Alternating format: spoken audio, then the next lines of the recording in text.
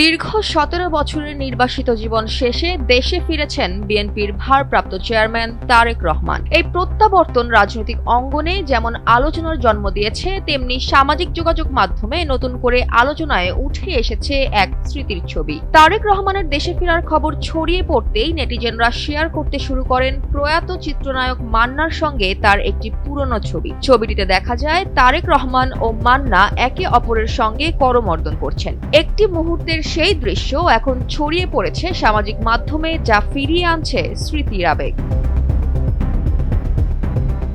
খোঁজ নিয়ে জানা গেছে ছবিটি বহু বছর আগের। ধারণা করা হচ্ছে ঢাকা বিশ্ববিদ্যালয়ের টিএসসিতে পহেলা বৈশাখ উপলক্ষে আয়োজিত কোনো এক সাংস্কৃতিক অনুষ্ঠানের অতিথি হিসেবে উপস্থিত ছিলেন তারা। সেই অনুষ্ঠানেই ক্যামেরাবন্দী হয় এই মুহূর্তটি। বাংলাদেশের চলচ্চিত্র ইতিহাসে নায়ক মান্না ছিলেন এক আবেগের নাম। তার অভিনয়, জনপ্রিয়তা এবং মানুষের সঙ্গে সংযোগ আজও দর্শকের মনে গেঁথে আছে। আর সেই প্রিয় নায়কের সঙ্গে তারেক রহমানের এই ছবি নতুন করে আলোচনায় এনে দিয়েছে অতীতের একটি সময়কে। রাজনীতির বাইরেও এই ছবিটি ভিন্ন এক বার্তা দিচ্ছে। শিল্প, সংস্কৃতি আর মানুষের সম্পর্ক কখনোই যে শুধুমাত্র সময়ের মধ্যে সীমাবদ্ধ থাকে না, এই ছবিটি যেন তারই প্রমাণ।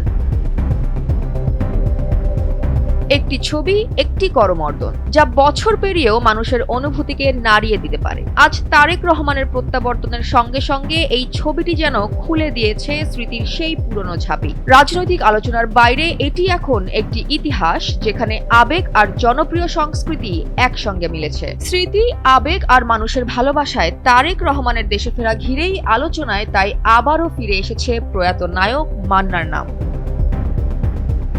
জয়া হাসান, NPB।